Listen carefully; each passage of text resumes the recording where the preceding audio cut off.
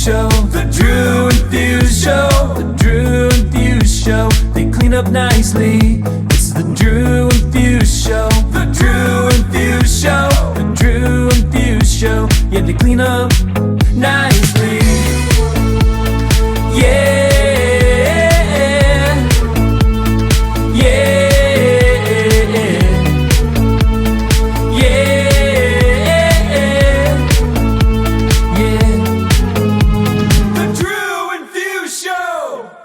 Daft's Punks, what's up? What's up? Thank you for tuning in. Another week, another new episode. Yeah, another day, another dollar. Just kidding, we don't make money. But you know what we do? We do drink Liquid Death, and we still don't get sponsored by them. We spend money on cool? You know, we spend money. This podcast costs us money. So cheers to Liquid Death. That's tight. I did. I'm sorry. It's so tasty.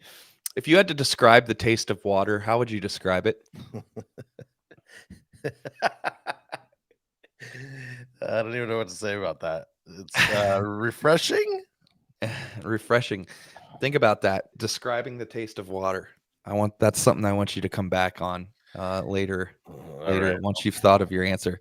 Yeah, we got a great show today. We got a great guest. Real quick, if you guys aren't using direct music service, you can use the promo code Drew and Fuse Show. It'll get you 30% off your first month of activation. So if you guys aren't over there, you can find Daft's edits. That's Drew and Fuse Show edits, in case you guys didn't know. That's Drew and I. We've been putting up some edits together on DMS. Also, if you haven't, make sure you hit up that YOLO line. You can call us. You can leave us a drunk dial. You can tell us the recipe to your favorite guacamole.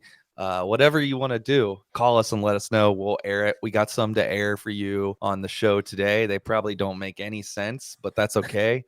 Also, the Photo Booth Supply Company has we have an affiliate link to them. If you guys are in the market for a photo booth, make sure you check out the link in the description below the video, and that'll get actually, it won't get you anything. It'll help the show, but you know, it won't get you anything. But Drew said I'll give you a t-shirt. Yeah, I'll get you a t-shirt. I think we got some sticker packs. Maybe we'll send them something like that. Yeah.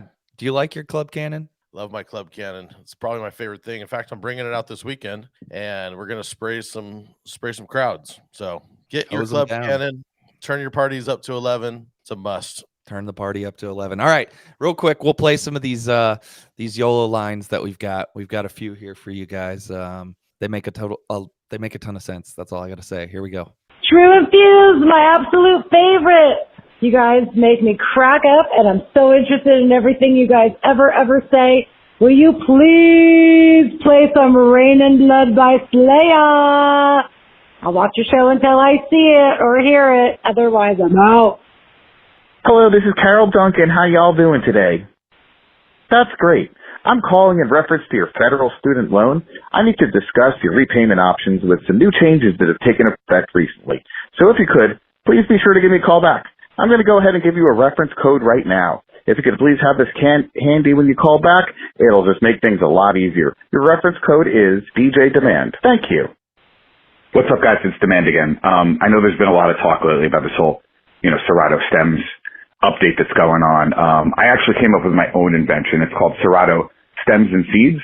It's basically just like Stems, except there's a fifth button, and it drops out everything that happened in the studio, and it just leaves you with the seed, the actual original idea, the brainstorming session. It's not really finished yet. I kind of put all of my savings into this. It turns out it's impossible to do, and if it was possible, nobody would want it. So that's what I'm kind of calling. Can I borrow some money? You guys can Venmo me or, just mail me a check or anything, but once my wife finds out about this, I don't know what I'm going to do. Guys, anything can help, all right? Appreciate you guys. God bless. There we go. There's our YOLO calls. We got DJ Command, a.k.a. DJ Demand, calling in. We've got the Stems and Seeds idea. We also got to play some kind of Slayer, I guess, at some point. Rain of Blood. All right, real quick, one more thing before we bring today's guest on. Please make sure you are on iTunes. If you're listening, you rate and review the podcast. Give us those 5 stars. Again, rate, review. It will help grow the show. We appreciate all that you guys do. We appreciate you liking, tagging us, all that fun stuff. You know, commenting your hate on our YouTube videos. That's cool too. We're cool with it. It doesn't bother us none. All right, let's get into today's guest a little bit. He's been DJing since 1996, starting his career serving in the military. Since leaving the military in 98, he started mixing on radio, landing him in Seattle at C89.5. Since then, he's had radio positions a lot of different places and currently holds a prestigious open residency at Wild 94.9 in San Francisco. He's been making his own edits for forever at this point, and I'm sure you have a bunch of his edits in your library. He is the founder of the record pool barbangers.com. He's currently living in New York City and is DJ'd all over the United States. Please help us welcome Victor Menegaux. Hello, guys. Impressive, very impressive production that you guys have. Wow, you guys are on your way to winning a Webby, if that's still a thing. A Webby. I would love to win a Webby. That would make my day. I need something for the shelves. Or just play some Webby. Either way. INDEPEND. So you're back in New York City now. After moving around a little bit, you were in Park City, right? That's right. Yeah. Park City. I was there for 6 years. It's kind of a weird decision. My wife now, she was in New York. I was in Seattle. Then I moved to New York to be with her. Then she moved back to Seattle. And we just didn't want to have either of those locations at the time. And we ended up going to Park City. Her family had a place there, and we ended up moving there. It's just really random kind of, but I'm glad we did it. So I grew up Mormon. My parents were Mormon. I stopped going when I was 14. Was it just overwhelmingly Mormon? Not so much up in the mountains. You know, occasionally you get a little bit of that, but in the valley, yeah. When we first moved there, we were like literally 2 blocks away from the Mormon Tabernacle, like the church, the main church, the huge church that they have. Yeah. And you see them everywhere. I mean, it's everywhere. Yeah, that's the culture for the sure. Promised Land. Yeah, I did not know that about you. That's interesting. My parents, my whole family really was Mormon, and I was raised that way. But you know, my views didn't necessarily line up with them. So I stopped going once I was 14. Kind of the punk rock kid in me was like, "Fuck you." You know. Well, I don't think you have to really explain why you left Mormonism. It's fine. They didn't approve of the green hair when I was passing out sacrament. They were like, "This isn't okay." LC punk. Exactly. Yeah, exactly. I'm gonna have to go back and watch that movie. I haven't watched that in a while. That's a good one. That is a good one. So New York, what you're down in Manhattan? I always love me some New York. Have the prices like dropped since COVID? I was kind of seeing for a while, seemed like rent had gone down a little bit, but maybe it's back to normal. No. We actually bought a place. But rent is still like outrageous. I think it's like over $5,000 a month for a 1-bedroom. Wow. Yeah, not good. That's crazy. So you guys are actually in on Manhattan. Yeah. What part are you in? We live Upper West Side, Central Park West. That's cool. Are you playing out a lot in New York City right now? I'm not. I was playing a ton in the summer. I had a really great gig that was a roof gig that, you know, just go DJ for long shifts, like 6-7 hours, which is like, that's a New York thing. They grind you there, but really fun. And then since, you know, the weather's turned, I got some things coming up for them, the same place, just in the holiday season and stuff. But no, I'm not like anxiously trying to work if I don't want to work. That's cool. It's a good place to be. Yeah. And then in Park City, you were at the Basement. You were playing there a lot, right? Right. A place called Downstairs. Downstairs, that's right. Yeah. That's a fun club. Really, really fun club. You were like opening for a ton of different DJs coming through as well too, right? Right. Yeah. It was great. You know, being in the middle of nowhere like that and being able to have these really talented guys come through and women come through and be able to meet them in the middle of nowhere, in the middle of, you know, the mountains in Utah is pretty impressive. So I felt very lucky to have a residency there. When I wasn't, you know, opening, I was doing regular club nights or industry nights, and it was fun, man. A great experience. You guys, if you're ever in Park City, that's the place to go for sure. I played in Park City one time And I want to go back just for the film festival. I don't know if you would go to I've always wanted to go to the film festival and actually go to the movies while I was there. Yeah, it's a clusterfuck. I'm sure. You've got a town of 8,000 people that there's 250,000 people that come in for 2 weeks. Yeah, I mean, that would be fun. I never did it the whole time I was there. I would just work. That's kind of a bankroll week for DJs, obviously, between the hotels and event parties and things like that is the most you can make in a 2-week span for sure. Right. Yeah. I flew up. I played with, it was like Common and I can't remember who else. She ended up backing out, but it was fun. Cool town. Yeah. Are you still doing mix shows for the radio station? I don't, and I heard your lead in. I kind of veered away from it. I do some stuff for this channel that's kind of like an 80s, 90s, 70s kind of station in Seattle for fun. They just let me kind of go crazy and make these kind of mega mixes. So I do some stuff for them, but I've kind of detached a lot from radio. It's also detached from me.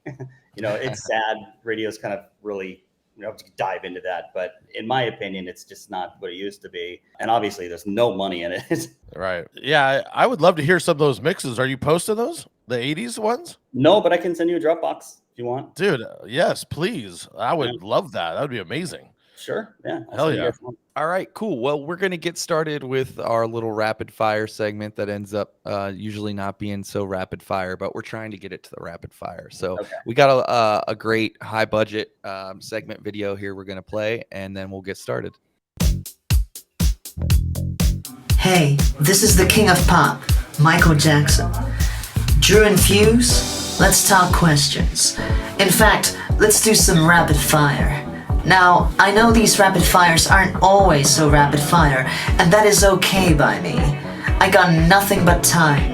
Now, let's look at the man in the mirror and get started. Michael looks good. It never gets old seeing that video. I always get a laugh out of it. I'm looking at his glasses. I've seen it a couple of times now. I'm looking at his glasses. You can't even see the camera that he's using.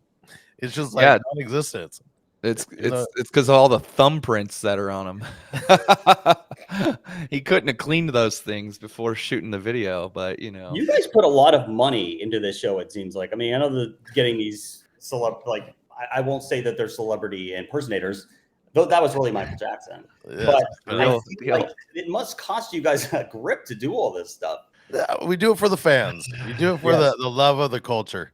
At this point, this is just a passion project, and we want it to be as good as it can be, and we have fun with it. It makes us laugh. So if that's all that matters, is it makes us laugh. Job well done. Yeah, but to answer the question, yes. It does cost some money, and Drew and I have spent more than we probably would like to admit on it. And what's crazy is we have guests on here, and the guests tell us about something cool, and then we have to go out and buy that piece of gear or whatever too, and then it ends up costing us even more money. So it's great.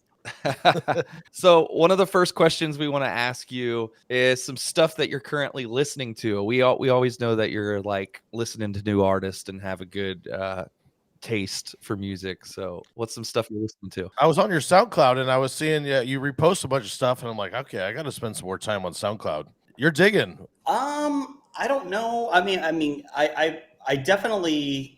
So I create content, obviously, for a living.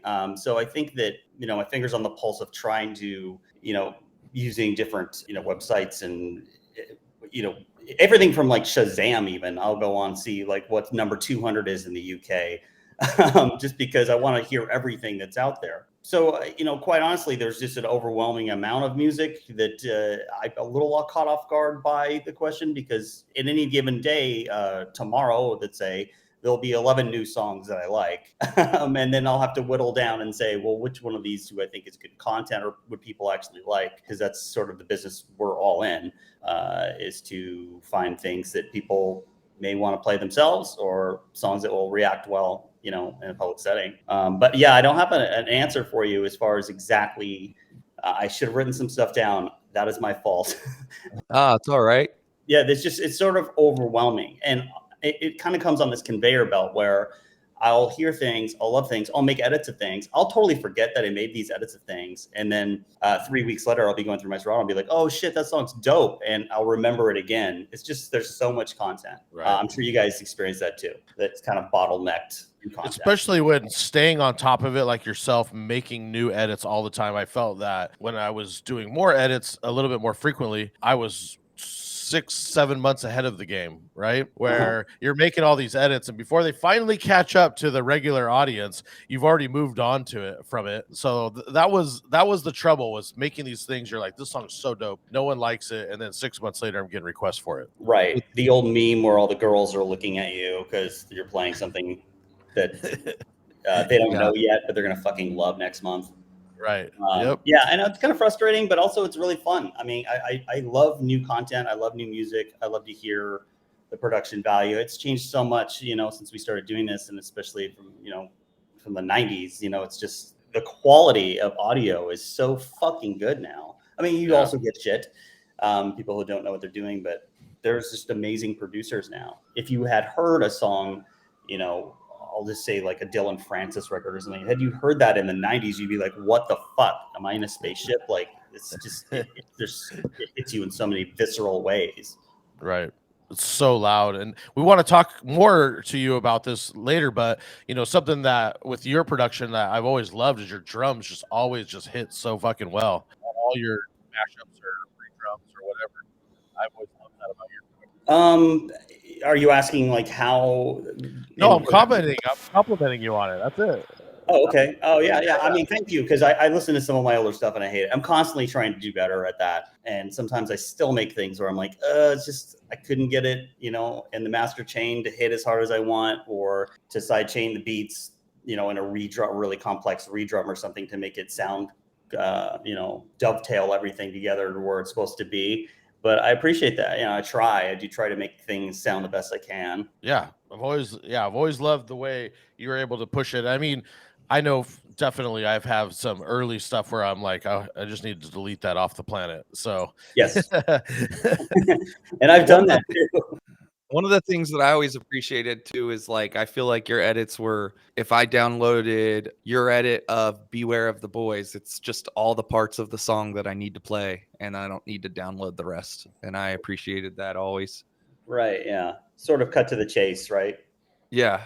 Yeah. Like the darkness edit redrum you did, it's the perfect edit. Like everything about it is perfect. And I get brides that ask me for it, I'll play it, and everyone goes crazy, and then it's on to the next. See, that is one that I would listen to and be horrified by now. But people do like.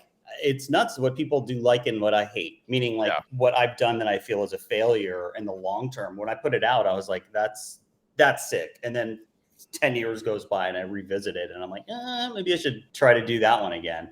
But I appreciate that. Yeah, I still play that one too. That's the one. Very much appreciated. That one it's that left turn that people are like, oh shit, like this is crazy, and then it's already on to the next. So yeah. Are you guys as open format as you once were? I mean, I knew that it very, it died down, it cooled off quite a bit. But when I was in Cincy and hanging out, and this is a decade ago, like Drew, Fuse, you were. Everything was so fucking widely open format. It was not. I went to this place. It was called. It's not called Rhino Room, but something room. Righteous Room. And I was like, this is the best bar I've ever been to in my life. Like it was just the DJ setup was tight. Like you could just get hammered, sit at the bar, listen to the DJ right there. And it wasn't you that night there. I think you were in the building, but there was just some of your friends, and everything was just so like, dude, that's amazing. I totally forgot about that song, which is like the best feeling when I go hear someone play, and I'm like, that is. Oh my God, I can't believe I haven't played that in 5 years. I feel like, I still love that bar and it's still here. And it's changed a bit though. I feel like even my sets anywhere aren't as open format as they used to be. And what I was kind of going to say even earlier is like, I feel like there's so much music coming out, but there's so much less of what actually works in a bar setting for people, and people are so like closed-minded to hearing stuff they don't like. Like if you're playing 30 minutes of like songs that work in a bar, as soon as you play like 2 or 3 that are like they might not know, sometimes they're like, like what's happening? And it's like, look, you just had fun for 30 minutes. Relax. It's gonna be fine, but like it's not like that anymore. It's hard. It's even playing stuff like 80s and 90s music in the bar setting, I feel like is really challenging to do it and do it well. I wish I could say I was playing as open format as I once was, but I feel like I'm not. I only ask you that because I haven't had the pleasure of hanging out with Drew and seeing him, do rock a set in his city. But I do remember though, before we move on, I got waterboarded the night. That's right. That's right. I forgot about that. But I don't remember if you did it also, but I did it. And yeah, we did it. That shit was crazy. What the fuck? Yeah, this was like you got to be waterboarded, so you that's a rite of passage as a man or something. And I'm 19 shots deep, and I'm like, of course, let's do it. And that's when Fuse was there, and I was like, let's just fucking do it. And I don't recommend it. We were both pretty smashed that night, and when you played there, it was only like another month or two before I think they closed down. They were like, yeah, let's get waterboarded. And dude, I'd never done something like that before. And now I can understand why it's a total torture tactic, because you feel like you are drowning when that's happening. Wait, is this like while the bar's open, or was this after hours? No, this is like 3 a.m. Yeah. It's like 3 a.m. after. We hung out drinking, and that happened. And we could talk later about that one. No problem. To answer your question, as far as open format, I do weddings mostly now. I do play some lounges and bars and some clubs, but the wedding. So yeah, I'm very open format. I still stick pretty hard with it. That's awesome. There's just not a lot of wedding DJs coming up how we did. I don't think wedding DJs really learned how to be true open format. I'd love for it to come back. I think it's kind of sort of coming back. Well, you were like a bar and club guy who ended up doing more weddings, right? Yeah. Yeah, that's why you're that guy. Wedding DJs can be some of the like douchiest, worst DJs. They're just not good. Their bravado's through the roof. And we've all been to like some cringe-worthy weddings where the DJ is just like, oh my God. And as a DJ who's a professional DJ, you're just kind of like, what the fuck? Nails on a chalkboard. And you just have to buck it up and suck it up and deal with it and not say anything and not be rude. Yep. See, those guys never got waterboarded. That's the problem. that would have saved them. Yeah. Oh my God. Drew's being a little modest. He plays at a pretty cool spot out there. It's called the Bungalow. I'm sure all of our listeners have heard me say this before, but it's one of the few spots where like I feel like a DJ can be a DJ still. And now it's definitely. What city is it in? Graham Funky does the one in Santa Monica, and then I'm at the one in Huntington. It's a great roster of DJs that are on it, and we play the gambit, so it's fun. That is awesome. There's nothing like having a residency or a rotation at a place that just oozes with eclecticness, and you can just sort of play what you want when you want. It's just the best. Yeah. I love it. I want it to come back. Honestly, I think it's coming more and more back with TikTok. I really do. My daughter, we were driving to school today, and we always try and battle like finding new music. We'll go on Spotify, and she picks a bunch of songs. I pick a bunch of songs, and I went on the top 50 today, and it was the top 13 are all Taylor Swift. And I go, oh, are you into this? She's 13. I was like, are you into this? She's like, none of this is good. It's all trash. And she's like, I like older music now to her, probably, right? Well, it just came out. No, the new Taylor Swift. She's an old person. I mean, to a 13-year-old, she's in her 30s, right? Or I guess so. I don't know. I don't know. I felt like she would follow the trends, but she said she likes older music, so she's not a Swiftie, apparently. Yeah, there's a lot of great newer content, and not just older stuff, but also on TikTok. Like my wife loves TikTok, and she's always sending me like links or songs where she's like, "Oh, have you heard this? Have you heard this?" And I'm like, "That's not my realm. I do visit TikTok maybe an hour a week. Like I'm not really on it. I kind of cut off all social media. I do have an Instagram. I do have a Facebook. I don't have them on my phone anymore, and I just use Twitter now. But I don't know. I kind of felt like I was just spending way too much time during the pandemic. I you have those updates on your phone on Sunday and it tells you like how fucking much you look at your phone. It was like on Instagram 23 hours a day or something. So it was a lot. I had to reel it in. I went through during the pandemic and I had like just unfollowed everybody.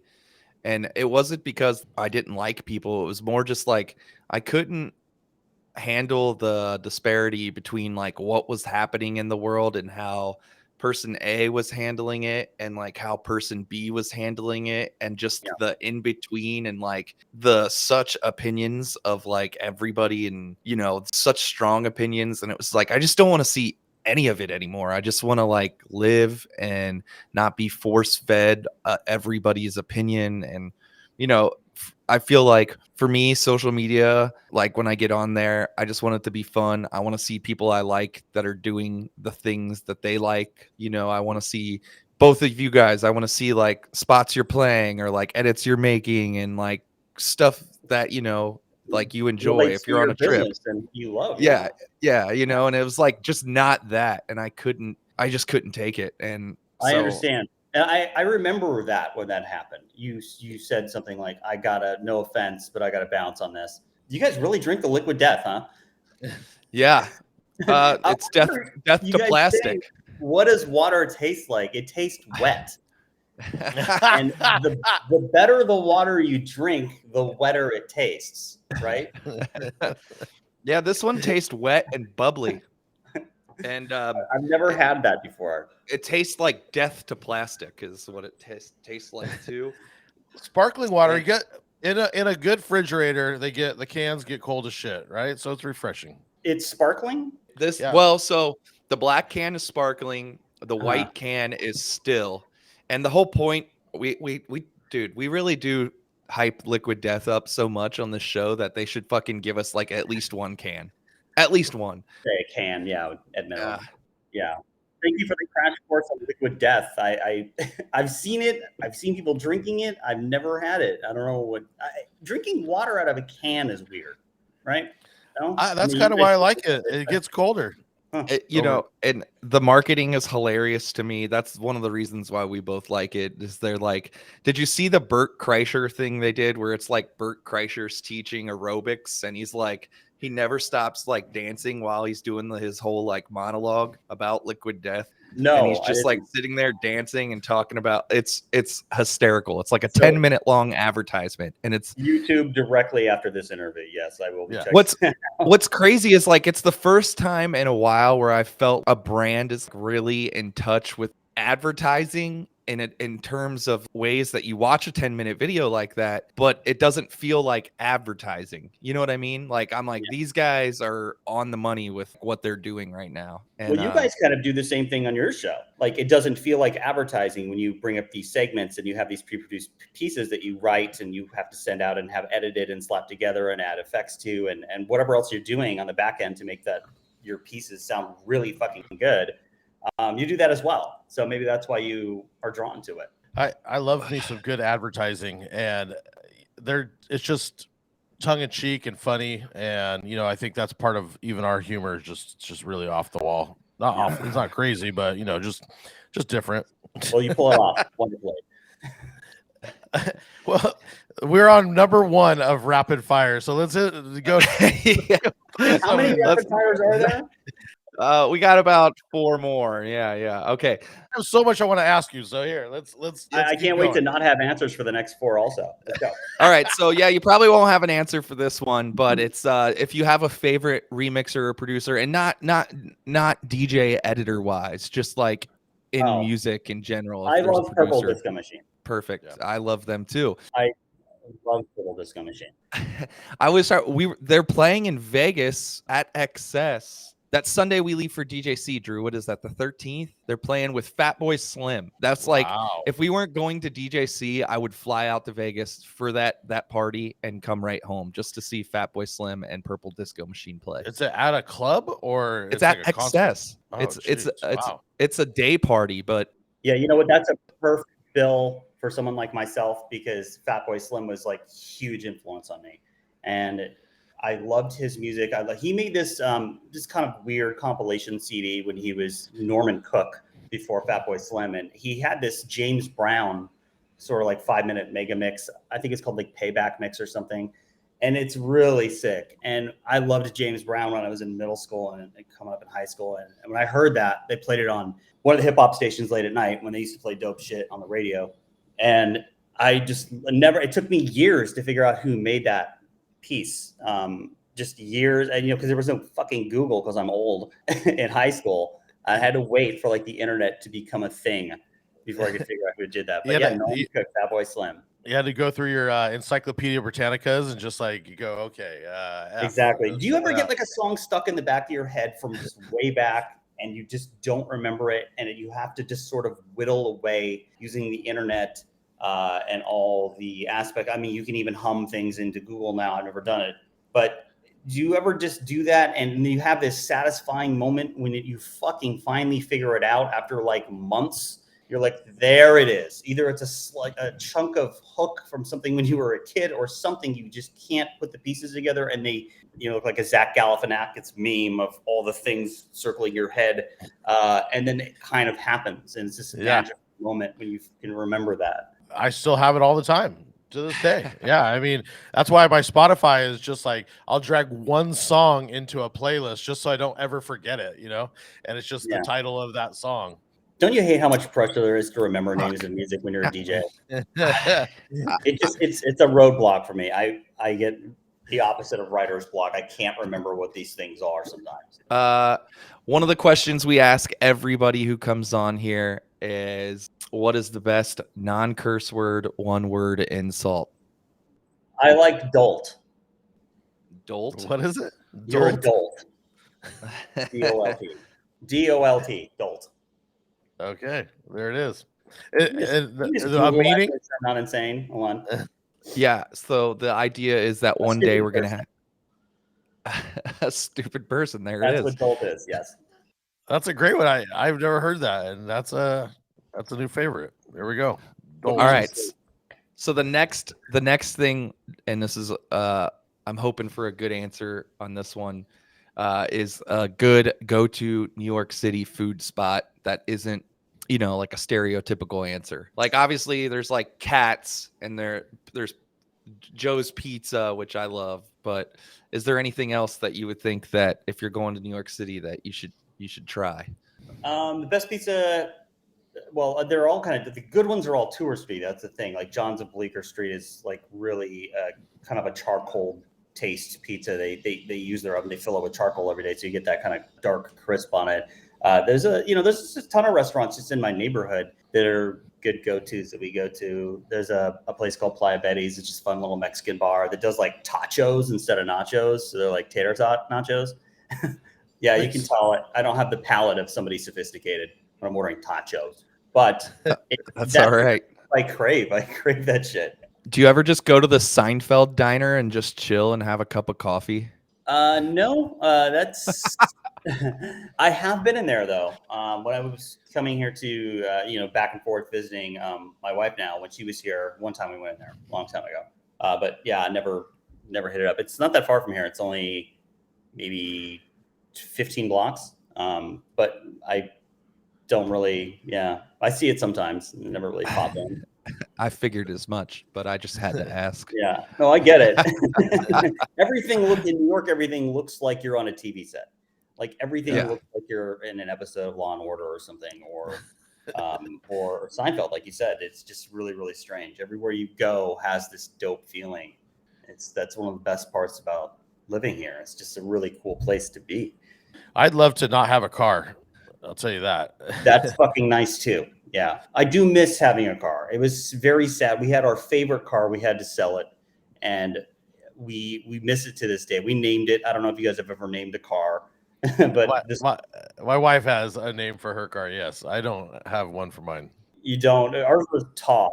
Todd was the name of the car, and we loved it so much. And so yeah, we do miss that. Having that, but you don't need it here, and it's a pain in the ass to have a car in New York. That is one of my favorite things about going there, is just buying the however many day subway pass and just zipping wherever you need to go and not have to worry about driving. Exactly. It's super nice. Another in our last rapid fire question is we would love to hear a crazy DJ story if you have one. A story from the DJ booth, a fail night, anything you got, we want to hear it. Okay, well, I'll tell you my diarrhea story. Already, it's great. Jump right in. I went to like an all-you-can-eat Italian buffet, and I hadn't gone to the bathroom in like 3 days. I don't know what, I was just clogged up, whatever. But I went there, and there's a guy who's opening for me, and he's like, he usually plays from like 9 to 10, and then he will walk around, or do whatever. But this night in particular, he was leaving at 10 sharp. There's no one else. And I take over right at 10 o'clock. And like, as soon as I take over, I start sweating. All of the terrible things that, your body kicks into, you feel like something is off, your body just sort of, there's a pendulum that just goes, and you feel your body, something bad's going to happen. So he's getting off the turntables. I'm like, can you just give me 2 seconds? And he's like, I can't, I have to leave. So I start DJing, and I know this is going to happen like in the next 5 minutes. And so I text him frantically. I'm like, I have like a 10-minute mix or a 15-minute mix. I'm just going to put that on. Can you please, before you leave, just come hang out at a DJ booth and just please, stay there for my sake. So I go running through this back area that's blocked off by security people. Security doesn't know who I am. So there's all these, 6 foot tall dudes that start running after me, and I kick in this private bathroom door. It's straight Dumb and Dumber, legs in the air. I lock the door. Now, these guys are banging on the door with mag lights and shit because they don't know who I am. They think I'm some random guy who like ran into this room, and for some reason I'm not supposed to be back there. And so as this is happening, and it takes like 10 minutes, it's terrible. And these guys are still banging on the door. They're trying to open the door while I'm in there. They're trying to get keys and shit.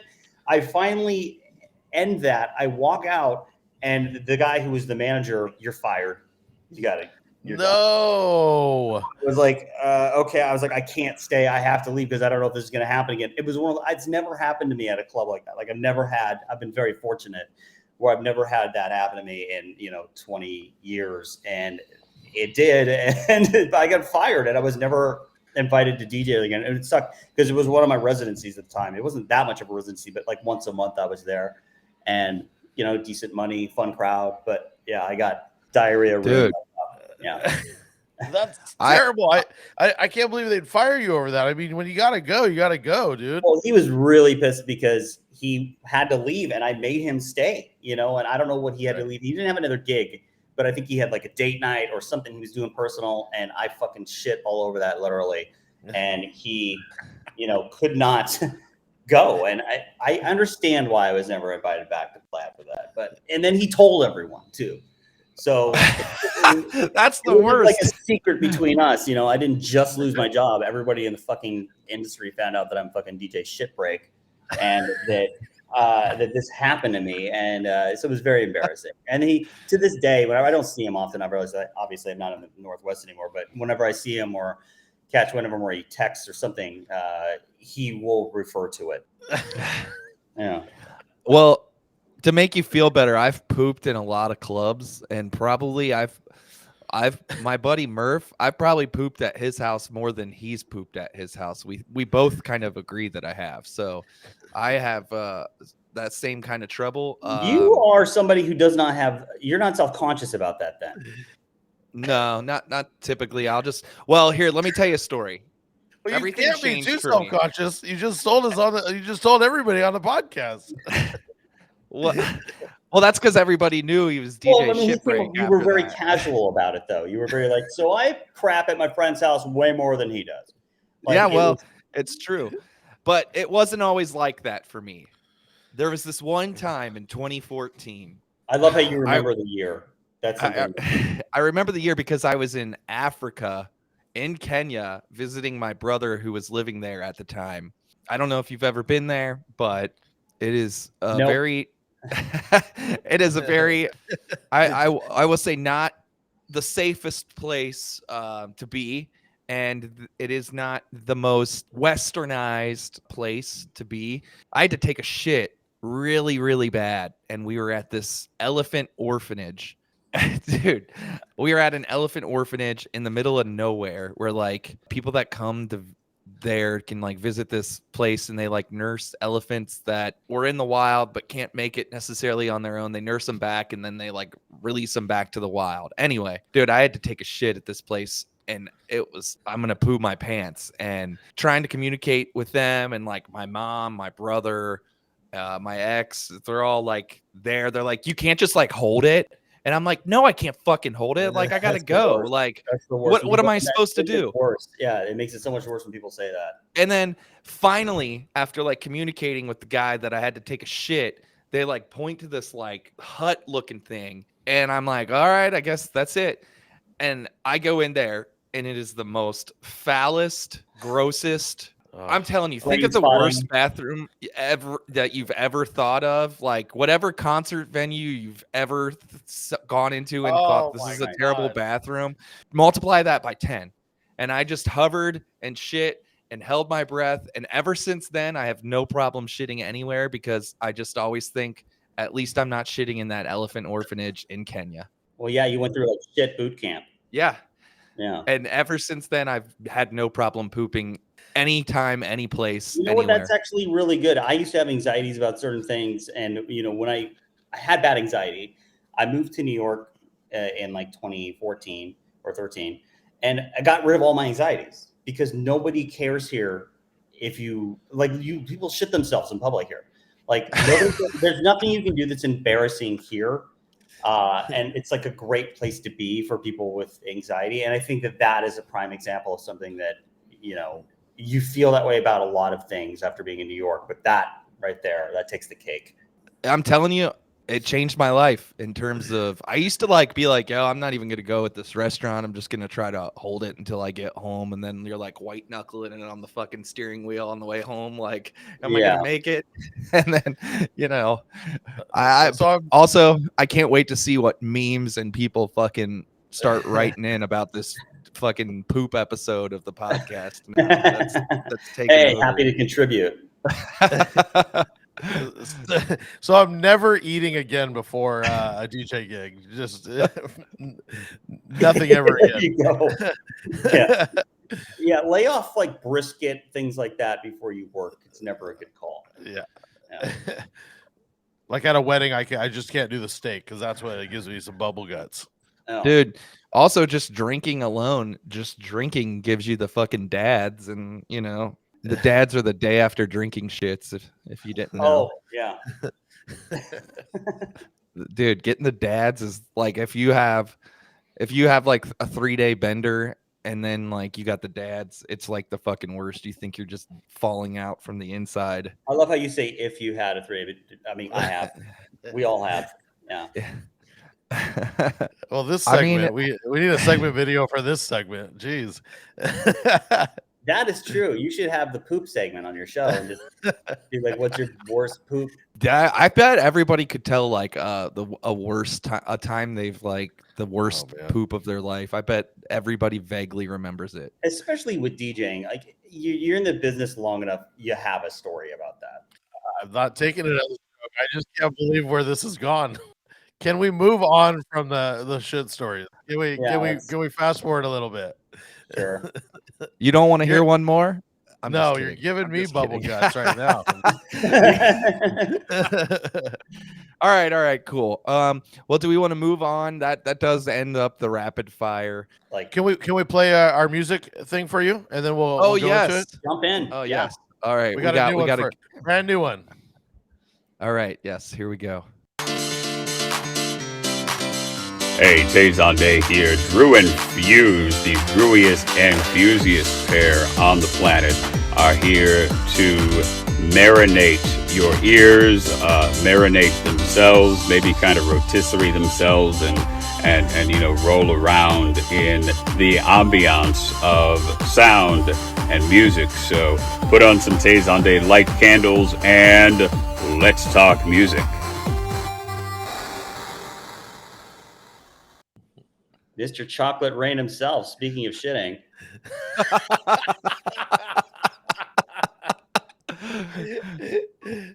That's our shit segment right there. So I've been a big fan of yours. I've collected a lot of almost all of your mashups, remixes. I'd love to hear the early stories of kind of how you got started with it. Okay. I, was on the radio, was in the clubs, and I saw a buddy of mine using, it was like Cool Edit Pro or whatever it was back in the day, just to make simple intro outros of things. And then he was playing those edits on CD, the club. And I thought that was really cool. So I went and bought a computer and just started teaching myself. I started on Pro Tools, and I had they used to make Macs that were like 12 inches or even smaller. And I started doing that.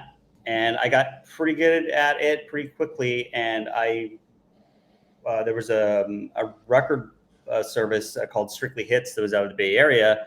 And Jazzy Jim owned that back in the day. And I just hit him up and sent him some tracks and said, hey, this is stuff I'm working on. And he pressed it to wax. And then I started doing more projects for him. And I got excited by that. And he was paying me to make these records.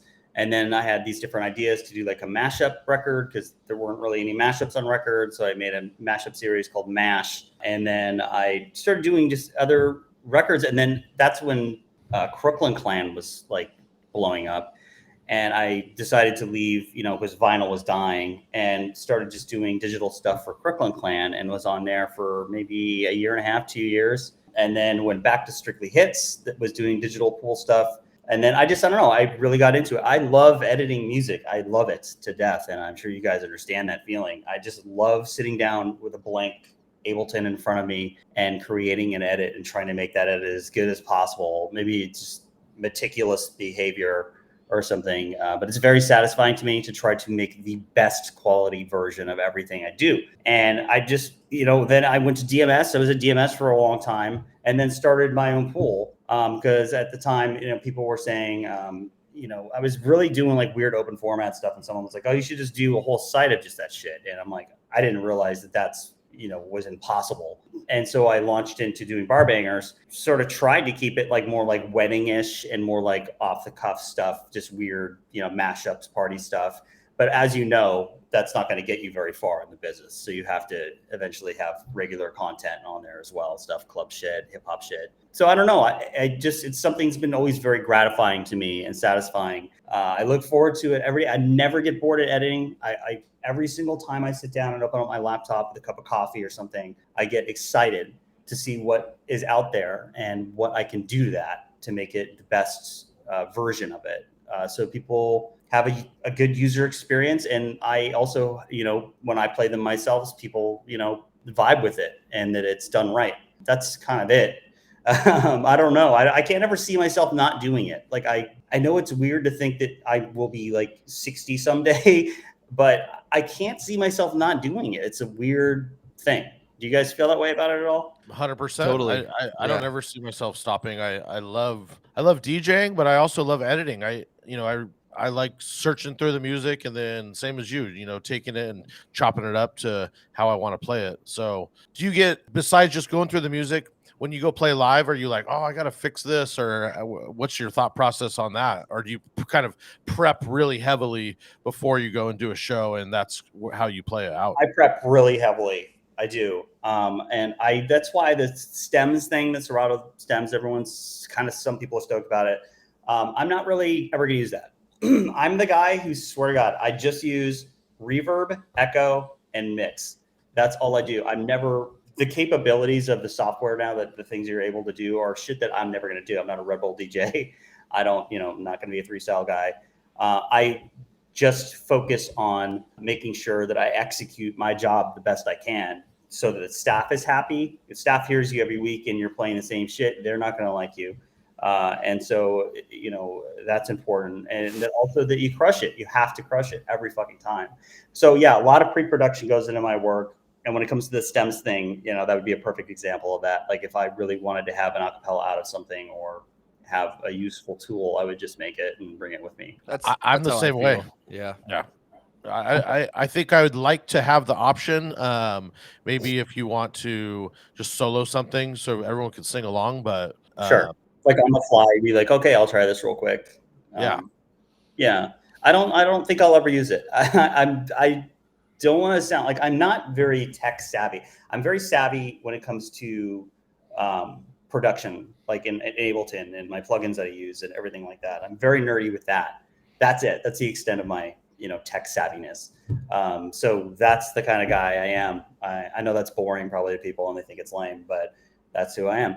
I just make it all in advance. I've spent a lot of time on my crates to make sure everything is dialed in. So when I get there, I don't have to think about anything. I can just jump in. And I don't personally think that's boring. I sometimes I think guys are out here trying to do too much, and I think that even becomes, this isn't even like fun. You're just ruining every single fucking song you're playing, and I don't want to be in the room. Like it's annoying.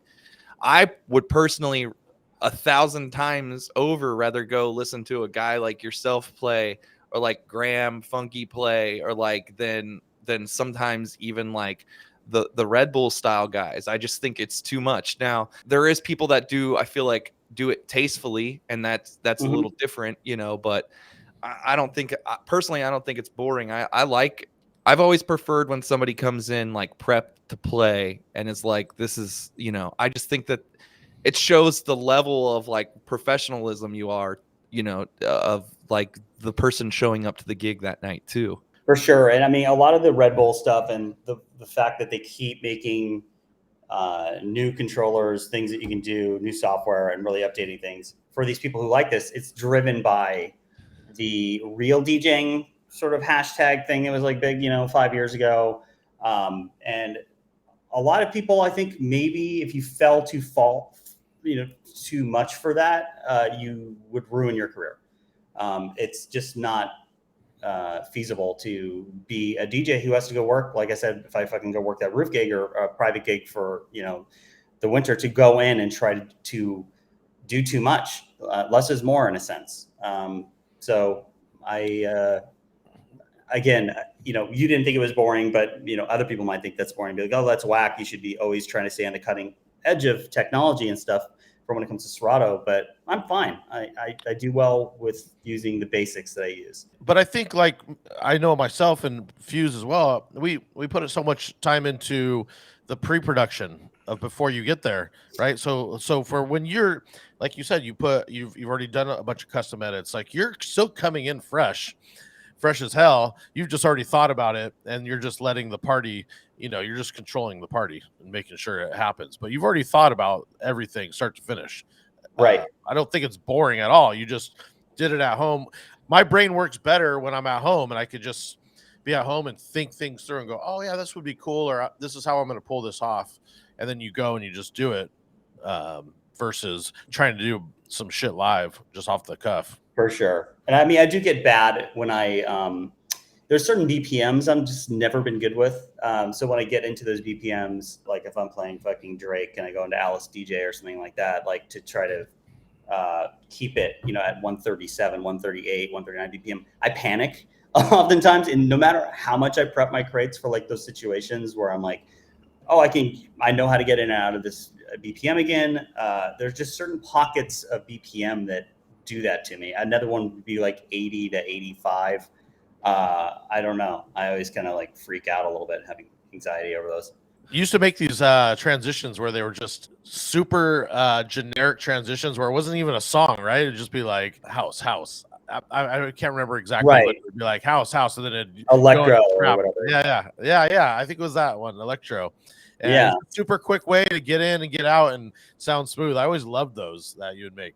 It's funny, because me and FaZe talk about that all the time. Or like, we should be making more generic bridges, more generic transitions, more generic, just pre-produced pieces that they last forever. The shelf life, because it's its own unique thing. No one knows what it is, so you can play it for 10 years and it'll always be fresh to a new audience. Totally. One thing we were talking about before we started recording is you always used to do a series of mixes called Let's Go, but not spelled like the traditional Let's Go, spelled like your last name. And those mixes were always awesome, and it really showcased your production skill set as well. But so I want to talk about those a little bit, and then one being the shots remix that we were talking about earlier off camera, and how you said even like Little John sent out an email asking people what their favorite shots were. Yeah, it's funny when you listen to the shots he was talking about now because no one drinks those. Lemon Buttery drops. nipples, like what the fuck?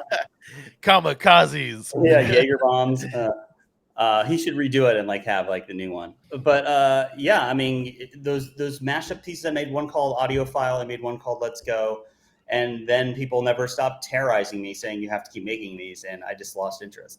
It's weird.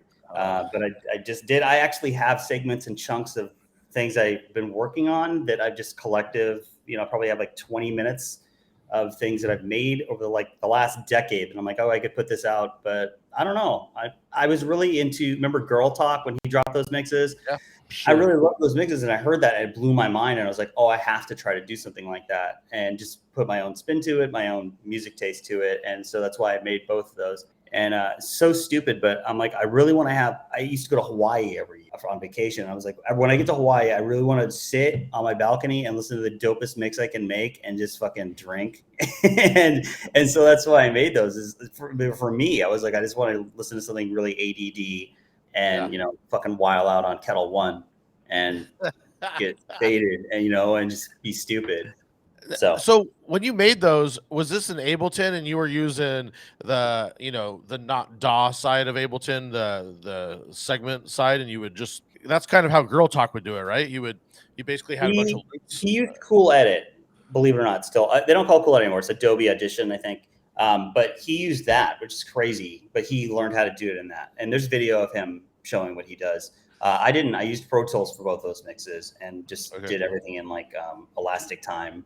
I still have Pro Tools. I don't really use it anymore. I do pay for the subscription, but I just really like Ableton. It's stuck with me. And when you get stuck on your DAW that you like, whatever that is, for whoever is an editor out there listening, you understand. Did you ever listen to the Talk is Cheap mix by Ludacris? That was like another Girl Talk style. It's still up on SoundCloud. I want to say I did. That sounds very familiar. I'll have to check if I have it downloaded on my externals. That was another one that was like that style, and that always kind of reminded me of your mixes that you put out too, that were like that. Such a production to like put those things together. I don't think people understand how much time goes into putting something like that together, and like putting mixes together like that is a labor of love. It is, yeah. And also it becomes, the first one I did, it took a lot out of me. The second one I did was even more so because people wanted a second mix. And again, I'm the guy who doesn't promote mixes online. I'm terrible. Like I have tons of stuff I create and I either air it on radio or I just have it in my own arsenal. I don't ever promote myself. I'm terrible at it. I don't use my SoundCloud really. I don't use anything. Again, people probably think I'm insane, listening to this because I don't fall into that. I don't care really. What matters to me is when I want to hear something, I can listen to it for myself. Whether it be someone else's music, stuff I've made for myself. I know I should promote that, but I just don't. No, I actually totally get it. I don't think there's anything crazy about it at all. I think, you're doing it because you're actually a fan of your own shit and you love music. I don't think it's really, you're making it for yourself. I don't think everyone else needs to have it if you don't want it to. So I'm mad because I want it because I'm always a fan of your shit. But, if you don't mind sending some of those over. Yeah, I'll send you guys a Dropbox link. I'd be happy to check those out. For sure. It's one of those things where I feel like it's just you're a fan of like creating and doing new stuff and being like, oh, this is fun, like putting this together, and then like you put it out sometimes.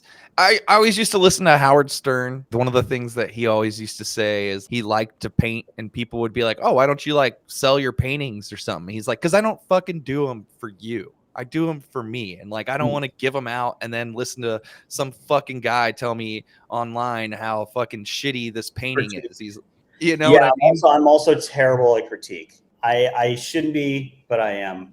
Everyone's shit on my shit before. Everyone's shit on your guys' shit at one point. I don't like it. And when you have it out there and it's permanently online, you can have, the overwhelming majority is positive, but just those one or two jabs, you gotta go fuck, it kind of takes the wind out of the sails from a creativity standpoint. But it's like, I don't know if you're like this, but I know I'm like this, and I'm pretty sure Drew's like this, but like DJing is so much what we do that it's almost like consumed us as a whole. So in terms of like hobbies, I really don't have any hobbies outside of DJing. So like sometimes just making edits or making mixes is like sometimes kind of becomes like the hobby where it's like I'm just doing this one for me. Maybe I'll put it out, but like the intent to like do it was like it wasn't for a bar, it wasn't for a club, it might not even have been like for anything, but it was just for me. I wanted to do it, I wanted to put it together, and like that's what it was. Yeah, I mean, there's something satisfying about that. It's just it's for me, and that's how it is. I don't know. I think about it sometimes. Maybe I should just put a ton of content out just so people can enjoy it, and maybe I will, but it's just never on my priority list. I do have a question on, as far as those mixes, what do you look for in the song? Are you just looking for kind of how Girl Talk did it? At least in my mind, I was always admired, like, oh, that drum's like an iconic drum, or this chant is an iconic chant. Are you kind of pulling those pieces apart to layer them together? Just wondering how you were building those, or how you'd even get started. Kind of a lot of rearrangement. When you listen to the Girl Talk stuff, like he will layer one drum or one kick over like a minute and a half sometimes, and then those will fade out and other things will come in. And so you've kind of always got this layer of at least 4 or 5 different things happening or chopping up things. And so I don't know, I wasn't really dissecting his stuff and going, okay, I want it to sound just like this. But I had listened to it and thought that'd be fun, to do something like that and create something that was similar. And then when you listen back, you put it in your car and drive around and listen like I did back in the day. And then you go, well, I didn't like that, it didn't hit the right way. So then just kind of go back to the drawing board and move things around. Once the pieces are all in the session, you can kind of layer and mix and match, which is easy and nice. So in New York City, do you get into like your Uber and then you're like, yo, pop this in for me, my guy? I got to check this mix. Like, you don't have a car now. That's horrifying. I would never do that. No, I actually, you get 5 stars when we don't talk to each other. I just I do the car test and I'm like, that is one thing I would miss the car. It just dawned on me. I'm like, man, I would really miss the car for the car test. That was clutch, yeah. Mm-hmm. I haven't made a mix since I think I got my van, and my van's stereo is the worst on the planet. I listen to podcasts anymore, so I can't get it loud. It just sounds like shit. Yeah, it's weird. Also, that's another thing when you're talking about like music you're into. Like I listen to a ton of podcasts.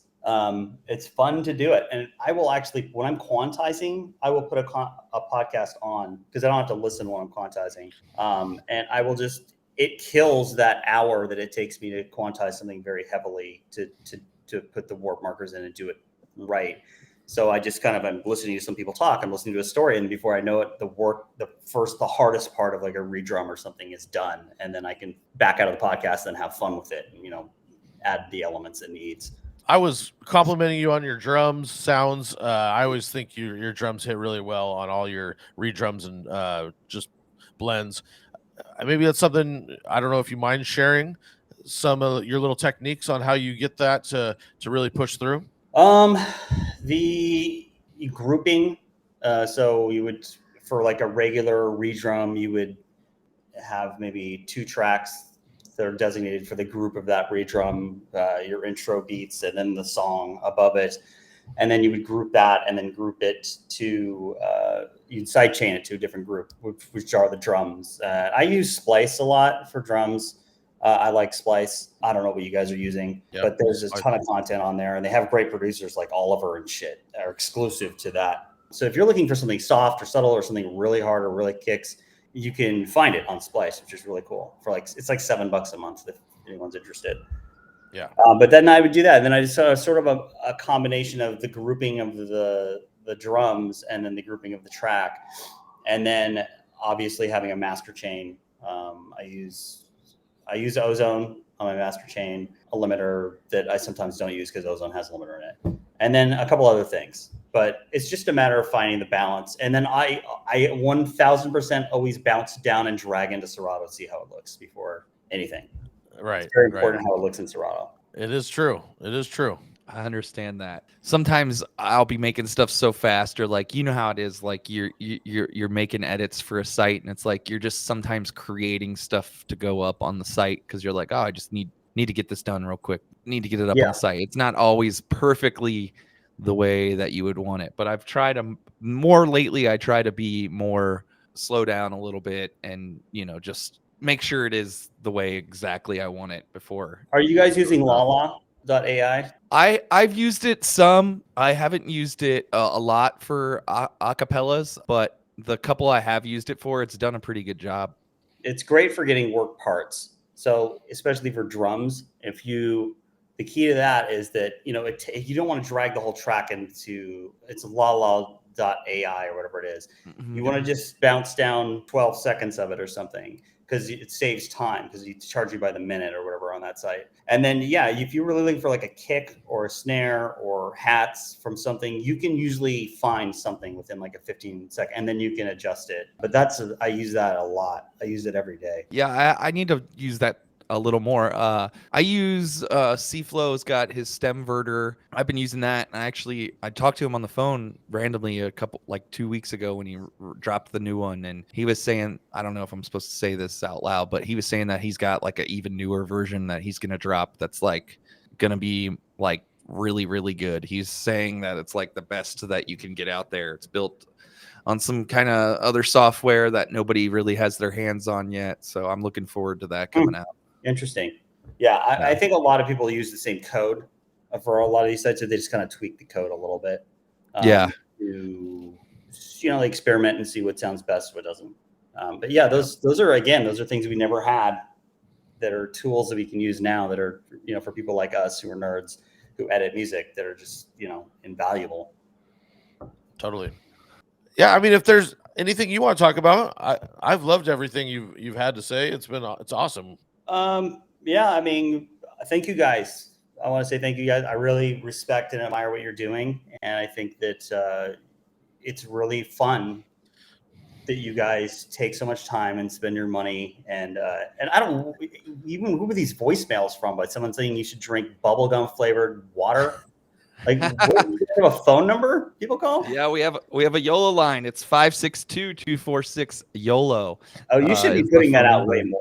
You should be talking about that like way more. We do. People do hit us up, and then it's like they forget about it, and then we don't get any calls for a while, and sometimes we get a bunch of calls, and then a lot of times too is we have to prep the calls and put it to a video and then load the video in, and then we're running too close in time. We can't always get them up right away, but the YOLO line is something anybody can call us on and leave us a drunk dial. Leave us a question for the show, a serious question. Like I said, I will call. It's the old school. It's the old school sliding into your DMs, but old school. You actually have to call it, right? And leave a message. Your favorite guacamole recipe, whatever you want to do. It's like one of those progressive insurance companies where they're like, we can't stop you from becoming your parents. It's totally. That's really cool. I followed you guys on Twitter, the show on Twitter. I definitely post that number occasionally so people don't. All right, I will make sure it's on Twitter for sure. So okay, before we wrap though, we do want to ask you our couple sauce questions. And the first question would be, if you had any advice to give your younger self when starting your DJ career or whatever, what would that advice be? Don't trust as many people. I trusted a lot of people who fucking shit on me like early in my career. I'd be more weary of people if I could go back and do it over. I probably would may have taken it a little easier on the booze when I was younger, that kind of thing, for health's sake, and also just for creativity's sake. When you're drinking too much, or it's fun at the club, and then the next day you don't really want to sit down and produce edits, or you don't have the motivation. You know what I mean? So I've changed a lot of things about my life in the last. I still drink, but I things have just gotten to a more mature aspect that I don't even know if I could give that advice to somebody younger, because it's something they have to kind of go through themselves and be like, okay, yeah, been there, done that. So I'd say those two things. Just try to remain healthier and try not to just be weary of people when you're getting started. If you're a new DJ, because people, don't always have the best intentions. I know you're excited to get booked, or you're excited for this or that, but I mean, I got stiffed a lot when I was, coming up as a DJ. I really wanted to, show up and do a New Year's Eve gig, then I wouldn't get paid, because I just didn't look into things right and didn't, there's a lot you've learned over the years. So those are things. Love awesome. that. And then what about you guys? Jeez, it's interesting being put on the spot. Yeah, I don't know. I haven't thought about that question for myself. I've definitely learned the lesson of the drinking, and I feel like with doing more with your DJ career comes more responsibilities. And for me, getting older is just like having kind of like what you said, you just got to learn that, like, look, I can't do this if I want to do all of this tomorrow. So it's like, I hate to say it, but like, if I am going to do something that like revolves around drinking, it's like, you kind of have to like plan the next day around it too. And I'm like, I'd rather just not drink and get that stuff done, because I'm such in a place where I feel like I really like everything that I'm doing, and that I'm happy like staying busy, even though I complain about it a lot. Like, I actually like a lot of the stuff that we're doing, even with like the show and everything. I feel like I'm at a good spot to where I feel like I'm not bored. And I feel like a lot of the drinking came out of like just boredom of like, I don't have anything going on tonight, so why not go out and drink with my friends? So I definitely understand that, and I feel the same way with that. But I think that's, again, kind of like you said, it's a really hard thing to explain to somebody. Sometimes they just have to learn it on their own. Yeah, most definitely. How about you, Drew? You got me thinking about this, and I would definitely agree with the drinking. It's okay to have fun, but definitely know the limit. Two, I would probably say networking. I think one of my biggest things was I was always too booked. It's still a problem now, but I'm unable to go see. I've never seen you DJ, and I'm a big fan of yours. I'd love to go see you actually just DJ a club. That would be cool. So I think going out and seeing other DJs versus just being booked, sometimes they're just saying yes to gigs and they're just too fucking busy. So I think just some networking and just going out and just supporting, not asking for anything, just going out and supporting and just being like, hey, I'm a fan of yours. I want to watch you play. Wholeheartedly agree with that too. I feel like the older I've gotten, the more less outgoing I've gotten. Like, it's like I don't feel the need to like go out and meet new people and like say hi, which also ultimately kind of like is a fault in this business. And like, that is how you kind of get more, the more you're out and more people see you. And like, I feel like you can go into a place with intentions of like, hey, I'm just going just to hang out, and then they're like, oh, they think of you, the next time to DJ or whatever. So that's probably something I should still do more of. But then, again, when you're doing that, it falls back into like, you can't be drinking too much, and you can't. Yep, you're gonna have a couple. It's this whole vicious cycle of, Yeah, I just wish I would have not said yes to. There's so many times where I just wanted to work, and that was the problem. I was just working to work, and I think ultimately it just ended up pigeonholing me and keeping me too busy and not allowing me to grow, because I wasn't out there just hanging out or meeting people or learning new stuff. I'm sure going and listening to you DJ a live room instead of a mix, I would learn tons from. Be like, oh shit, why didn't I think of that?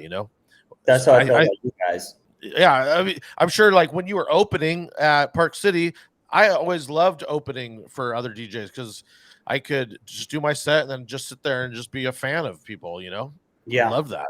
I agree. Yeah. And it was so much fun. I mean, I got to see just a lot of friends came through, Spider and Tina T, J. Espinoza, Joe Maz came through, a bunch of people came through, and it was just fun to sort of hang out and do my thing for an hour and a half and then watch them crush it. Oh yeah. One last thing, Scooter, DJ Scooter, DMS, right? He's on DMS. Yeah.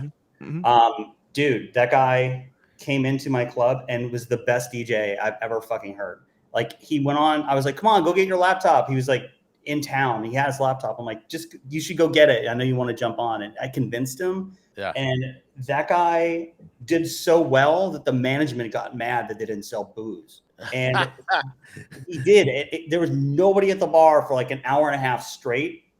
And, I'm fucking wasted 3 sheets of the window the other night. And I'm like, hey, man, I want to talk to you real quick. Like, I'm like, dude, you have to. I was like trying to tell him that you have to play a couple duds so that people can drink. But then it came out the wrong way. And I always felt like I was an asshole for telling him that. but I've never seen somebody in such a short time destroy, like completely killed. So fucking A, man. I just wanted to throw that out there if he ever hears this, that wasn't intended the wrong way, but he did so well. Like, I don't even know how to describe it. I've never crushed a room that hard to where no one was drinking. Like, they were just on the floor. No one. I mean, they were getting like maybe one or two people will go grab a drink. Insanity. So shouts to him, man. Dude, I need to go to scooter parties then, because that way I won't feel the need to ever drink when I'm out networking. Dude, the guy is very, very polished. Like, it's so nice to hear a polished DJ who has routines and sets, and you don't ever get to hear them, and then you hear them put in some kind of cohesive order. I love that when you hear a DJ and you just know from the second mix in that it's, oh fuck, we're gonna have fun. And yeah, he was one of the best DJs I've ever seen live. He puts a lot of upfront work in. It's like a lot of us, you know, right? He's doing a lot of his own production, and you're able. I find that I'm able to work so much better when I'm just at home and I can think of something, and then you have that confidence, just play it live and not overthink it. You know, you're like, I've already put the time in. We're fucking going with it. Totally. Well, that's pretty much going to wrap today. So before we go, why don't you tell everybody where they can find you online? Again, reiterate the Bar Bangers. They can find all kinds of your edits and other editors on there too. Yeah, Bar Bangers with a Z. Some people don't know that. It's kind of just a collection of. We try to keep things still silly at least a few times a week, but a lot of current stuff on there. So that's one place you can find my content. I love your site. I would definitely say you guys should go sign up for Bar Bangers. I love your site. Thank you. Yeah. And I say the same thing about your site.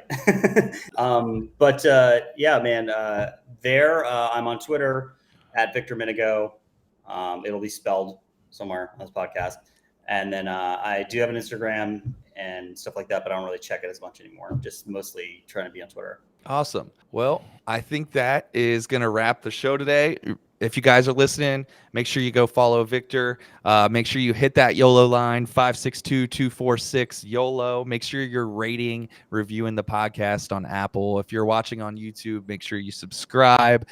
Make sure you're turning your parties up to an 11 with the Club Cannon. If you're in the market for a photo booth, make sure you're going to the affiliate link in the description below and using our affiliate link. Again, it won't help you, but it does help us. And honestly, we need fucking paid, and we need free Liquid Death. So Liquid Death, I'm hoping somebody will finally listen one day and they'll just give us at least a can. That's all we could ask for is a can. So that's going to be it. Thank you so much. We appreciate you being here with us and taking the time to do the show with us. And until next time, we'll see you guys.